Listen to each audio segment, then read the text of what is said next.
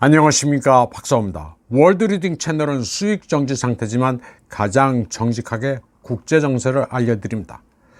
블라디미르 푸틴 대통령은 카자흐스탄 아스타나에서 열린 집단 안보 조약기구 CSTO 국가 정상들과의 회의에서 미사일로 키예프의 의사결정센터를 공격할 수 있다고 경고했습니다. 그는 러시아군이 극초음속 탄도미사일 오레슈닉을 사용할 목표물을 선정하고 있다면서 이같이 말했습니다. 그는 키예프 정권이 러시아의 국가적 중요 시설을 공격하려 반복적으로 시도했기 때문에 군사 시설은 물론이고 방산과 산업 기업도 표적이 될 수 있다고 설명했습니다. 푸틴 대통령은 이미 여러 대 오레슈닉을 보유하고 있으며 이 첨단 무기의 대량 생산을 시작했다고 말했습니다.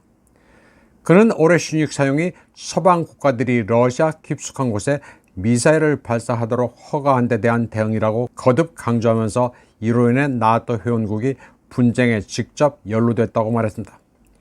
푸틴 대통령은 오레슈닉 공격이 더 이어질 수 있다면서 세계에 오레슈닉 같은 무기는 없으며 가까운 시일 내에 나타나지 않을 것이라고 했습니다. 그는 오레슈닉이 마하 10의 속도로 목표물을 공격하는 수십 개 유도 탄두를 가지고 있다고 했습니다. 그리고 탄두가 목표물을 타격하는 순간 온도가 4000도나 돼 모든 것을 원소 입자로 만들어 먼지가 되도록 한다고 말했습니다. 그는 태양 표면의 온도는 5500에서 6000도로 알고 있다고 말했습니다. 푸틴 대통령은 오레슈닉이 지하 깊숙한 곳에 고도로 요소화된 목표물을 파괴할 수 있다면서 그 힘은 핵 공격과 비교할 수 있다고 말했습니다.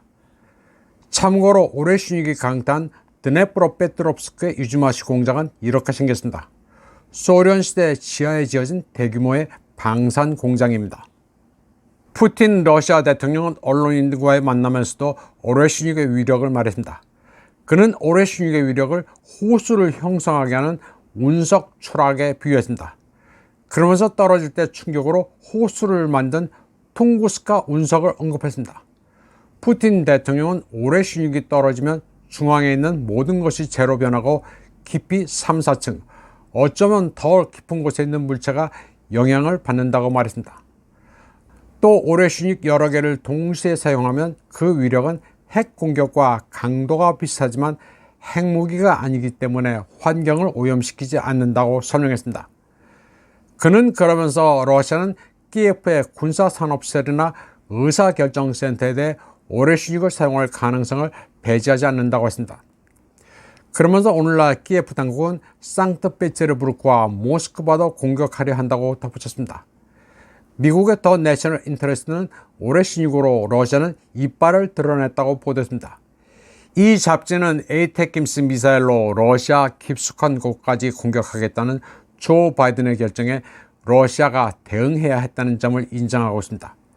그러면서 비핵 오레슈닉 미사일로 우크라이나 영토를 공격함으로써 러시아는 블러핑한 게 아니라는 점을 증명했다고 전했습니다.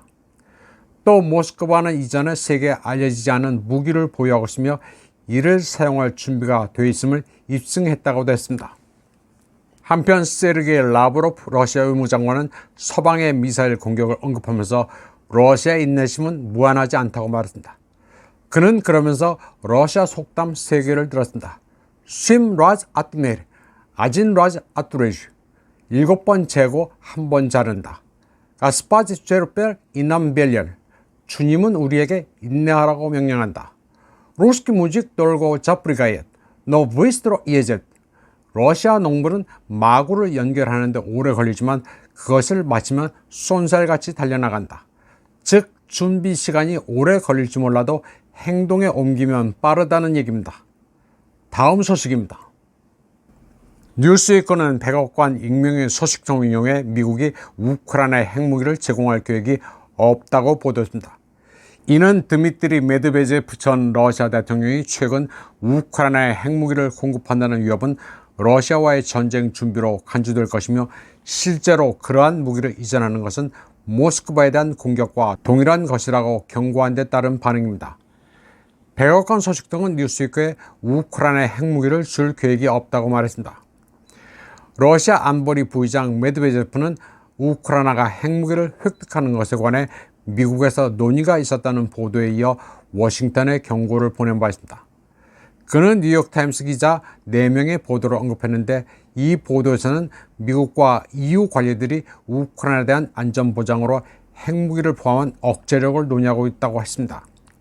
메드베제프는 세계 최강 핵보유국과 전쟁하는 나라에 핵무기를 준다는 생각은 너무나 터무니없다고 말했습니다.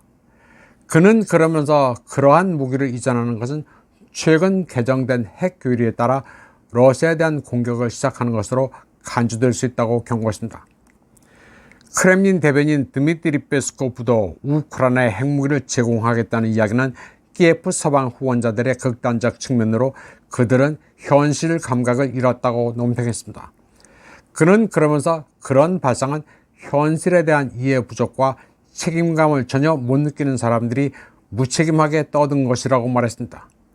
이번 방송은 여기까지 하겠습니다. 시청해주신 여러분 감사합니다.